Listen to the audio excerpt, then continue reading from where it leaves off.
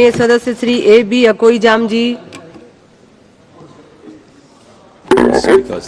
Thank you, Madam Chairperson, for the time and allowing me to take part in this discussion on the Honorable President's address in this House. I was expecting the President's speech to mention something on Manipur, very honestly speaking, because I thought that the government will outline through her speech on the steps being taken by the Government of India to deal with the issues and this tragedy that we have been witnessing in my home state.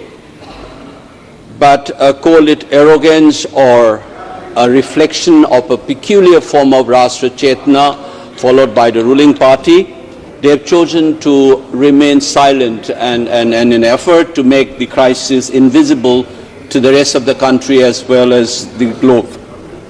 So I expect Madam Chairpersons to give me a little more time than the usual so that I can register the pain and anguish of the people of my state in particular and those fellow countrymen who are worried about the happenings in my home state. It's my sincere appeal to you. Please do give me some extra time. In our President's speech, it says that the government is trying to take along all these people, an inclusive and all-encompassing approach based on the principle enshrined in the Constitution. But the fact of the matter is, this government and their ideological moorings clearly does not believe in inclusive politics. I say this for one reason, not only for what has happened vis-a-vis with the Manipur crisis and the manner in which the Government of India have responded, but also generally the manner in which they have tinkered the constitutional principles and the manner in which they have imagined this nation to be. Their attitude and response to Manipur is nothing but a specific form of reflection of their general conception of what this nation is all about. Then we start with a particular tinkering that this government has done, which we don't see. Babasaheb Ambedkar said, we have this document now, but how we inject flesh and blood to the soul to this document is what matters through our practice. What has been happening since the last 10 years? Like all liberal constitutions, we have this beautiful phrase in our preamble called "We the people." And this "we the people" is like all liberal constitutions conceptualize the population, the nation as a stratified population. But this government is pushing for a kind of an imagination of a nation which is cultural and organic in nature. When the Prime Minister took over in 2014, he has said on many occasions across many platforms in the West, in UK, UAE, Netherlands, or in various meetings in this country, he invoked a very familiar phrase that we have seen in the Nazi Germany's in 1920s and 1930s, Blut und Boden, blood and the soil. He said in his speech in Wembley, as well as in Netherlands or UAE, or in my part of the world in Silchar, he says whether one should be giving emphasis on the color of the passport or the color of the blood or in our relation to the soil. These invocations of the blood and the soil is what the Nazis have shouted in the 1920s and 1930s. It is these conceptions of the people of this country leads to various exclusions. So there's no surprise that today we have a party which swear by nationalist ethos and you have none of the members from the Muslim communities, which constitute 15% of the population. That is the reflection of that imagination of the nation. It is a similar kind of an exclusion that you have continued through your response to the crisis in Manipur.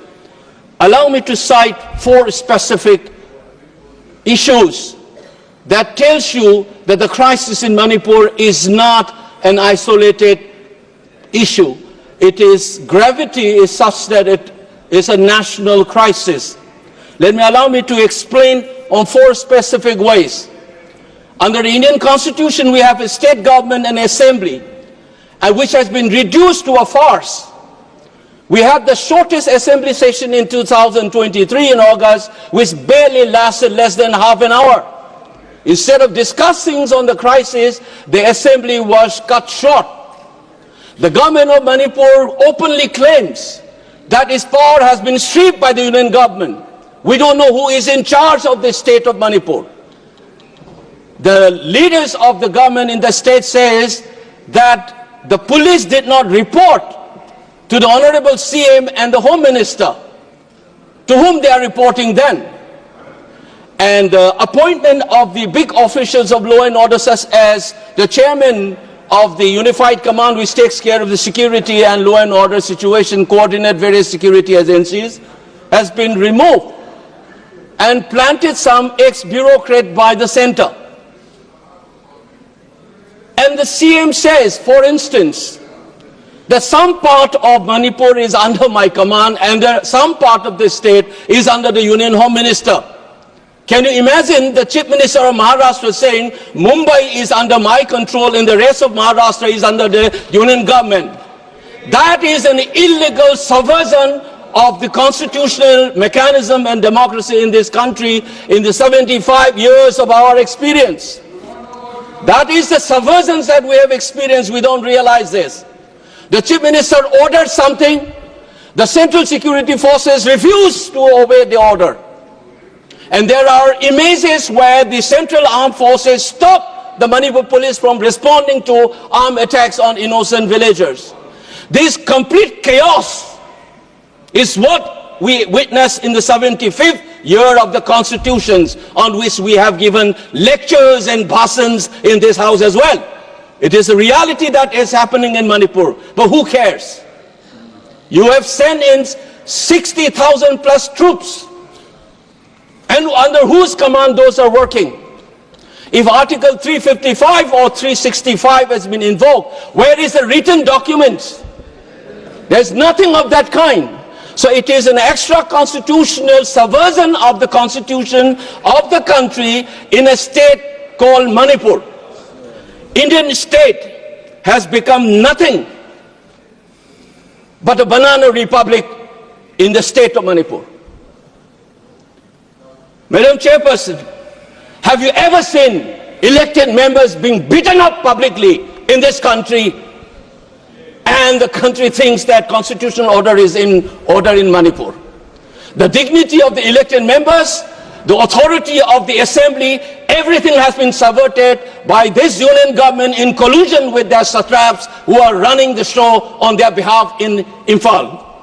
Please keep in mind this is a complete subversion of a constitutional order on the 75th year of constitution. For Manipur, incidentally, this is not the first time. When the constitution was adopted 75 years ago, we had an assembly of our own and a constitutional monarchy, which was bulldozed on the 15th of October 1949. That insult should have been bygone be the bygone, and we should be looking forward.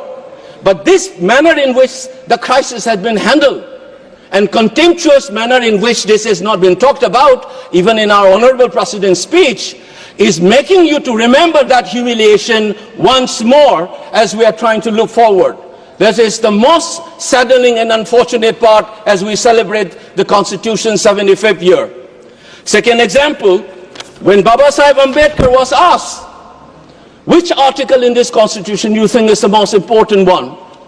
He points out Article 32 and said this is the soul and the heart of the Constitution.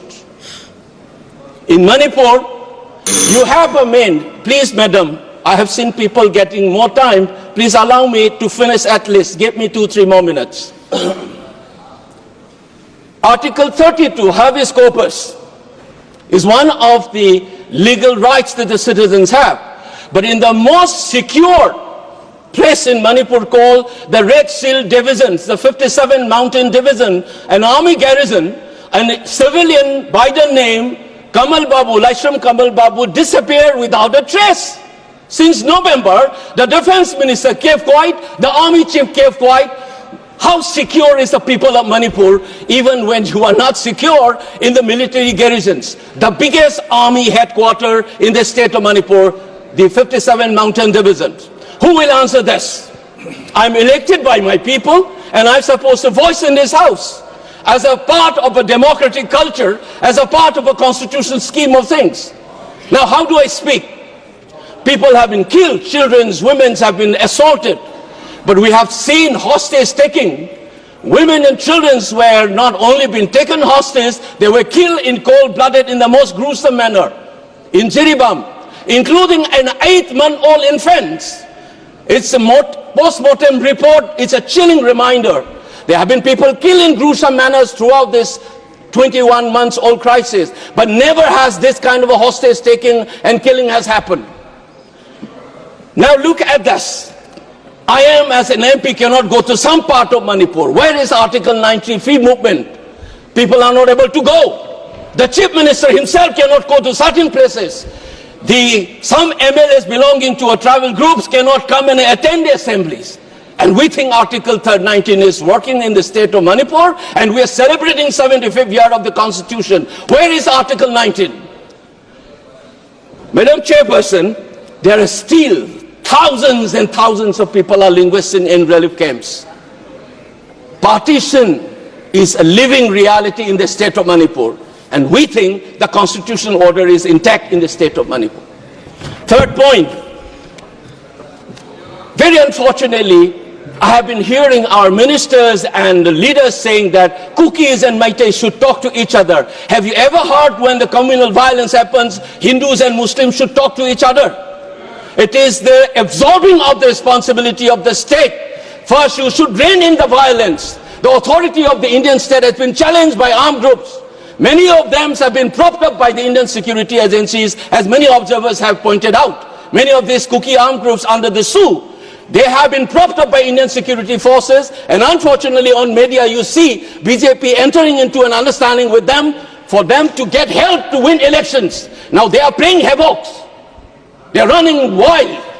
Similarly, in the valley areas, there are armed groups which is reportedly nurtured by political leadership from your party. And this is where you wanted to keep silent. You don't want the rest of the country to know about this. And insist as if, like the Britishers had done, Hindus and Muslim conflict in India is a product of a colonial process. It is not inherent in our country. That's many scholars have written. You do not essentialize this conflict. This is a part of a colonial state process. Unfortunately, while still talking about decolonizations and trying to change the law created by the British, we are talking like the Britishers, saying that this is an essential conflict between the Hindu, just like the Britishers have done, as if the Kukis and the Meiteis have an essentialized conflict. It is a product of a state process. We need to decolonize our mind. Lastly, but not the least, Madam Chairperson, we talk about Viksit Bharat and progress and development. I must inform the House that the highest inflation rate in the country today is the state of Manipur. All the small-scale, medium, micro entrepreneurs have shut down. We're losing investment. People are losing jobs. And the unemployment rate, Manipur is among the top 5 in this country. We talk about the eastern state. Many of the eastern states, including Andamans, is in the list of the top 10 most unemployed people in this country. You are not talking about this economic development, this crisis. There is no relief, tax or otherwise. You are trying to push it under the carpet as if nothing has happened. Despite all this thing, Madam Chairperson, you know what happened. People are not able to travel because of this communal violence. And the flight fare is soaring to the sky. It is looting the tragedy-stricken people. A flight fare from Delhi to Kolkata is around 6,000, which is 2.5 hours journey. But the flight from Imphal to Kolkata is around 13,000, 14,000 double the amount which has been going on for the last 20 months. Government of India is not interested in that. So what has been happening, you think that we are talking about Manipur as if it is an exception. I want to end with this remark. The Danish philosophers have reminded us. Soren Kierkegaard once said, if you want to understand the general, pick up an exceptional, true exceptions, because the exception will explain the general as well as the exception itself. If you want to understand what this country and how it is imagined, how this constitution is working and how it is being lied to the rest of the country, take Manipur as an exceptional case. The moment we are honest about it, you will be able to answer. We think that alienation of the Northeast people will be okay, but you check it how the youths are asking the relationship between India and Manipur because of this crisis. It is a danger written on the wall, and I draw the attention of all our members cutting across party lines. Please respond. We need a JPC to inquire into this crisis and do justice to the people of the state of Manipur. Thank you, Madam President. Madam, thank you for giving me an opportunity.